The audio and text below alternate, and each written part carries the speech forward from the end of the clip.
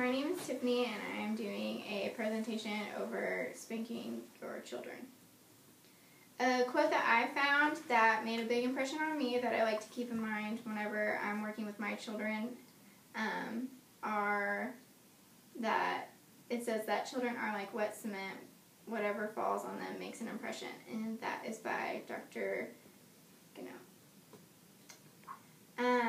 While I was researching livescience.com, I found an experiment that involved watching parents discipline their kids in public places like restaurants, parks, the mall. They found that 23% of cases, the mom or the dad resorted to negative touch to get their child to comply. Whenever they said negative touch, the negative touch included anything from restraining and spanking to pinching and hitting.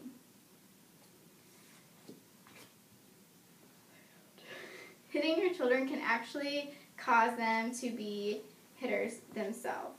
If teachers notice a high increase in aggressive behavior, they can assume that it's learned at home and that it's a learned behavior. Research data shows a direct correlation between corporal punishment in childhood and aggressive or violent behavior in teenage and adult years. Children learn attitudes and behaviors from parents. On PsychCentral.com, I found a study from Tulane University that said that children who were spanked more than twice a month were 50% more likely than those who weren't spanked to develop aggressive behaviors.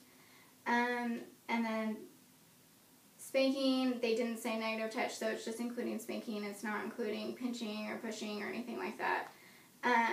These bullying behaviors included things such as getting into fights, exhibiting mean behavior towards others, destroying toys or property. And I think that we all know that a 5-year-old destroying property isn't as bad as like a 20-year-old destroying property. It isn't as destructive, but it becomes more destructive whenever it's a learned behavior. In many cases of bad behavior, children are only acting out because of lack of basic needs. Whenever they want attention, if they're only getting negative attention whenever they're acting, whenever they're exhibiting bad behavior, they're going to act out just to get that attention, even if it's negative attention. The lack of words for what they need, if they're sick, if it's a pain that mom or dad can't feel and they don't have the words to describe where it is or what's going on, or they don't know what's going on, that would lead to aggressive or bad behavior. If they're mad, sad, or angry, if parents don't have a plan in action to have the child express their needs, that they would act out because they don't know how to describe and they don't have an outlet for their anger. I was reading a study by the University of Texas in Austin. It said that children who were spanked were more likely to suffer from sexual problems later in life. Sexual problems including risky behavior and forced sex. A quote by the University of Texas says that some clinicians believe that this is because when a child is spanked by someone who nurtures him and protects him, he begins to associate love with violence and pain with pleasure. Spanking your children does the exact opposite of showing your children how to communicate. Teaching your children how to use their words instead of bad behaviors.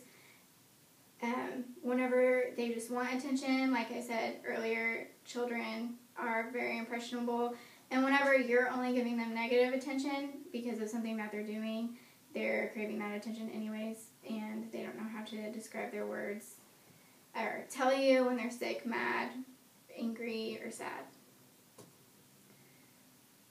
Ignorance.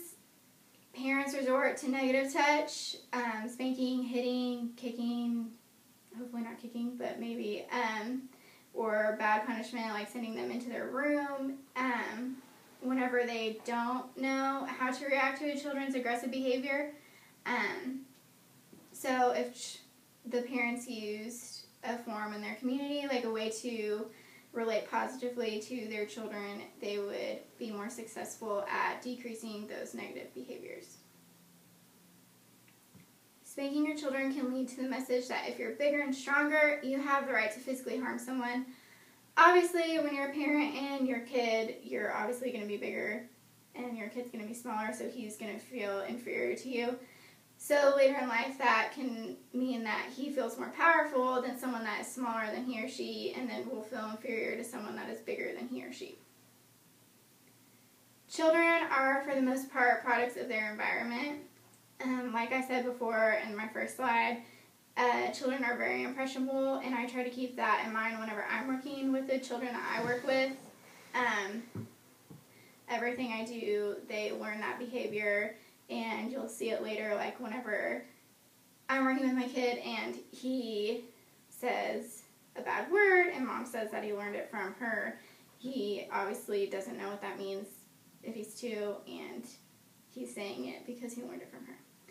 So if you teach your kids how to use their words instead of bad behaviors, you'll find a success in the decrease of bad behaviors and more positive reaction.